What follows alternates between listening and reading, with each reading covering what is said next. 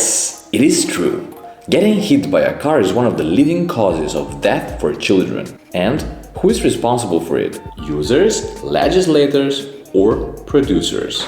Today we'll stay low and we'll see how kids are perceiving the built environment. We are not gonna get higher than these little heads over here. Let's go. Today we'll be stripping the architecture of our built environment through kids' perspective.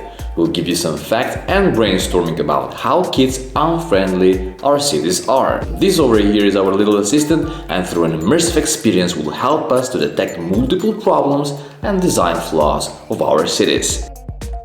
Oops, watch out! The bicycle is your friend, but it's just not thinking of you. We often perceive the city through a one single perspective that resonates with our primal instinct, survival.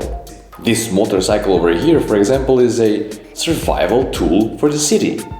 Therefore, we often see our cities as space for hustling jobs, space with opportunities, networking, business potential, briefly speaking, making money. This construction waste over here is a pure example that reflects the city as a profit-making field for grown-ups but dangerous playground for kids.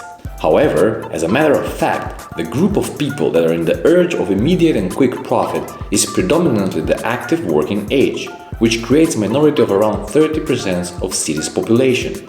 Why this group has to have double car lane and kids cannot have extended sidewalks and have to go through squeezed corners like this one over here. Why? Is it because this particular group is actually the targeted group of people that fits the money-making agenda of the big players? We have to understand that cities are for everyone, and when we try to adjust them, we must do it in an inclusive way. For instance, these step scooters are a great alternative transport method if you want to go and work, but they're an obstacle for many other groups of people. Or they're just a little tweak of the car-centered design that should bypass the inefficient presence of the cars? It doesn't really matter how present one age group is, we still have to make our cities appropriate for everyone. On the end of the day, do we ever question why certain groups of people are missing in the city? Maybe the city is not suitable for them, maybe because there is not enough of a buffer zone between our houses and the heavy traffic.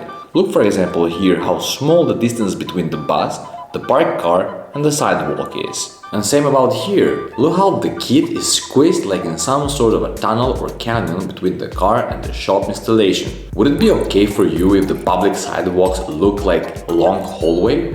And don't get us wrong, we have nothing against the shop stands. We're actually questioning why this shop cannot have bigger room for exposing the products. Why these fruits and vegetables have to be exposed so close to the street dust. In addition to this, we actually have to design the cities in a way that is convenient for those that are the most vulnerable and not only for those that are the most agile. As you can see on the screen, all these signs are serving in function of the smart and mature car drivers.